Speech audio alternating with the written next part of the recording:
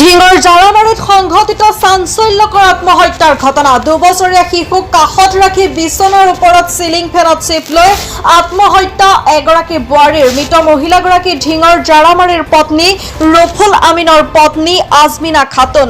এই ঘটনাক কেন্দ্ৰ কৰি তীব্ৰ চাঞ্চল্যৰ সৃষ্টি হৈছে ঢিঙৰ জাৰামাৰীত। মৃত্যু হোৱা মহিলাগৰাকীৰ পৰিয়ালৰ অভিযোগ অনুসৰি স্বামী ৰফুল আমিনে আজমিনা খাতুনৰ পিতৃগৃহৰ পৰা যৌতুক হিচাপে বিচাৰিছিল 1 লাখ টকা। আজমিনা খাতুনেও ফোনযোগে মাতৃ আৰু ভাতৃক জনাইছিল স্বামীয়ে যৌতুক বিচৰা 1 লাখ টকা বিচৰাৰ কথা।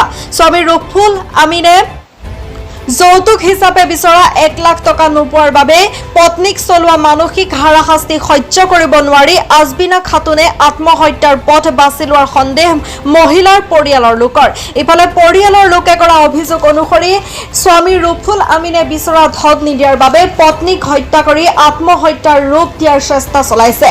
ঘটনাস্থলীত ইতিমধ্যে ঢিং আৰু ডুমডুমী আৰক্ষী উপস্থিত হৈ আৰম্ভ কৰিছে প্ৰাথমিক তদন্ত। News desk report ND365। এইটো আমাৰ সন্দেহ হয় যে আপোনাৰ তেখেতৰ ঘৰৰ জোৱাই আৰু তেখেতৰ ঘৰৰ পৰিয়ালে পইচাৰ কাৰণে এনেকুৱা ঘটনা ঘটাইছে আৰু আমাৰ এইটো উচিত তদন্ত হ'ব লাগে যে প্ৰশাসনে যাতে এইটো উচিত তদন্ত কৰি প্ৰশাসনে উচিত শাস্তি দিয়ে। মানে যৌতুক হিচাপে বিচাৰিছিল? যৌতুক হিচাপে বিচাৰিছে। এতিয়া এইটো আবেদন হ'ল যে প্ৰশাসনে যাতে উচিত তদন্ত কৰি পেলাই এইটো উচিত শাস্তি দিয়ে, তাৰ কাৰণে আবেদন জনাইছে। কালি আমাৰ বনি ফোন মাৰিছে টকা 1 লাখ দিব লাগে। এতিয়া পইচাটো আমি দিব নোৱাৰি কাৰণে এইটো কাৰণে কিবা প্ৰেছাৰত মৰিলে পইচাটো জোৱাইকে দাবী কৰিছে না মাৰিলে না মৰিলে এইটো আমি সন্দেহ হয় যে মাৰিব পাৰে, মাৰি পেলাই চিপত লগাই থ'লে।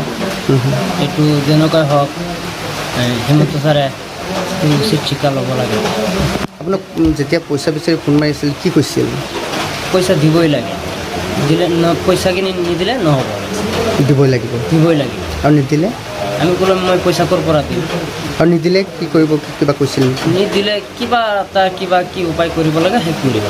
সেইটো আমাৰ সন্দেহ হয় কিবা মাৰি চিপত লগাই দিলে পইচা নিদিয়াৰ কাৰণে। পইচা নিদিয়াৰ কাৰণে উচিত তদন্ত কৰিব লাগে।